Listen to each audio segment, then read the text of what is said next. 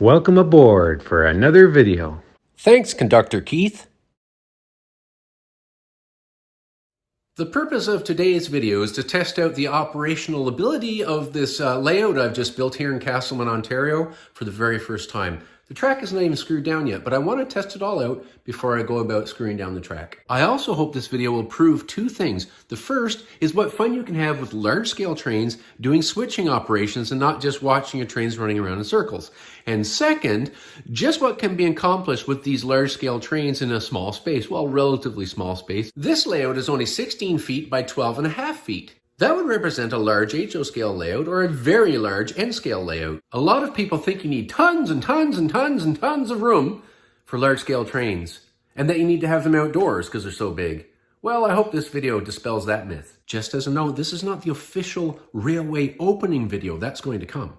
But before I get around to the official opening video, I want to make sure that the layout is the way I want it. Here is the overall view. We're in a room, a garage that is 9.5 foot ceilings. And I've just completed the bench work. Well, it's not complete. There's a finishing work to do yet on the lift out bridge there. Also keep an eye out for a future video on how I made this bridge. It easily comes out of there, and the woodworking skills are pretty basic. And as you can see, not all the walls are finished being painted yet. In fact, this center section still contains things that we haven't unpacked for the house. It'll be nice when this is all cleared out of here. Now, of course, the house is not quite finished being unpacked yet, but of course I have my priorities straight. I have trains up and running. So without further ado, why don't we run some trains? Yes, Terry, for the love of God, get on with it. Some, but not all of these rail cars are going to go out back to the interchange. And this is my switch list. I'll actually do up proper switch list forms and I'll print them out on the printer to be hand filled, but this is just simple for now. For today's operations, we're using my radio-controlled Mammoth Bolton. It's an awesome battery-powered engine, aptly named Casselman.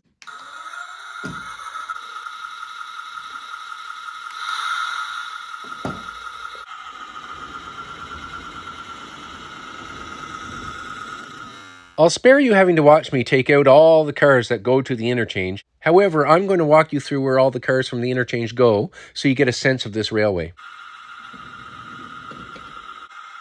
So now I have the whole train that is going out. These are all the rail cars going out to the interchange track. All right, so I'm going to push these rail cars around over the bridge, the unfinished bridge, to get them to go near to the interchange track, and then I'll haul the interchange cars out.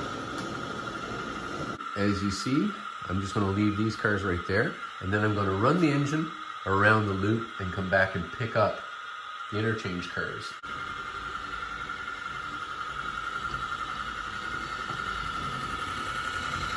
You know, Marge, here in this new location, the train watching's pretty good. I know what you mean, Henry, I know what you mean, but it'd be awfully nice when they finally open the cafe so we can sit there and have some tea while we're watching trains. Yes, Marge, I completely agree.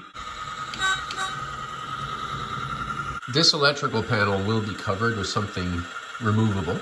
Okay, it's time to take the rail cars from the interchange in. The Tetley T car is going to the co-op warehouse. The building's not there yet, I have to get one. The tank car is going to the tank farm, which is not there yet either. The combine's going to the mail. This one's carrying mail and it's going to the station. It's going to stay on the loop. This rail car is going to go to the power plant and the stamping mill on the loop because it contains the fuel for the boilers. The flat car is going to go to the military area. They're going to load a tank on it. And the Rio Grande is going to the Pencross warehouse. But first I've backed up to pick up the cars going out to the interchange. All right, here we go. We're putting the cars back into the interchange. The rail cars are in the interchange, and the first order of business is to put that rail car back here at the Pencross goods shed, which will necessitate moving this one out, but then I have to put that one right back there to the team track again. So the crew has walked back to reset this switch, and the train's waiting to back up. But as you might have noticed, of course, the Friar is here to watch trains, as he always does. He's got his new favorite train watching location right here on the bridge, while his pony is over here eating the grass. So far, Conductor Keith is pleased with the process. All right, so now we're ready to pull the gondola away from the team track.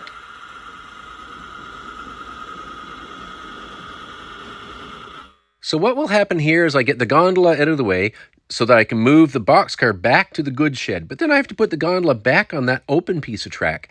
The open piece of track is called a team track, so named because in the olden days, teams of horses would come up with their cargo and load and unload straight from the rail car. Well, they're still called team tracks, and now we use trucks. All right, we're good with this move, so this is all done. Given that the Tetley rail car will go here at the co-op warehouse, and this rail car is going to go back here, I'm going to run the locomotive around the train now. Running the locomotive around the train for the remainder 3 rail cars doesn't matter because they are all going to stay on the loop at the end of the operating session.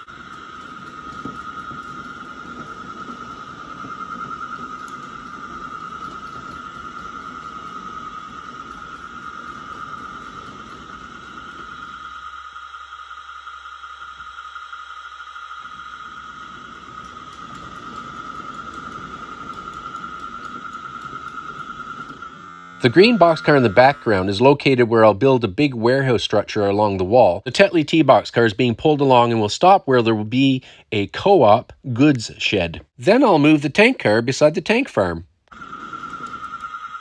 All right, so this move is done. The tank car is here at the tank farm. So now these rail cars are not in the order they go because the tank car goes there, the flat car goes there. So now what I have done is I've sorted out the 3 rail cars that stay on the loop in the right order. Now we'll go ahead and place them. Why don't we take a ride on the flat car through the bridge?